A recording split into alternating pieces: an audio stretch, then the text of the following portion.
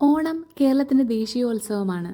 ലോകമെമ്പാടുമുള്ള മലയാളികൾക്ക് ഇത് വലിയൊരു ആഘോഷമാണ്. ഈ ഉത്സവത്തിന് പിന്നിൽ രണ്ട് പ്രധാന കാരണങ്ങളുണ്ട്. ഒന്നാമതായി, പുരാണങ്ങളുമായി ബന്ധപ്പെട്ട ഒരു ഐതിഹ്യമുണ്ട്. നീതിമാനും ദാനശീലനുമായ മഹാബലി എന്ന അസുര ചക്രവർത്തി കേരളം ഭരിച്ചിരുന്നു.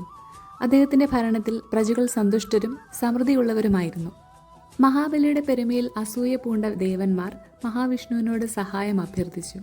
മഹാവിഷ്ണു വാമനന്റെ രൂപത്തിലെത്തി മഹാബലിയെ പാതാളത്തിലേക്ക് അയച്ചു. എന്നാൽ വർഷത്തിലൊരിക്കൽ തൻ്റെ പ്രജകളെ കാണാൻ അനുവാദം നൽകണമെന്ന് മഹാബലി ആവശ്യപ്പെട്ടു. അങ്ങനെ ഓരോ വർഷവും തിരുവോണ നാളിൽ മഹാബലി തൻ്റെ പ്രജകളെ കാണാൻ വരുന്നു എന്നാണ് വിശ്വാസം. ആ വരവിനെ വരവേൽക്കാനാണ് നമ്മൾ ഓണം ആഘോഷിക്കുന്നത്.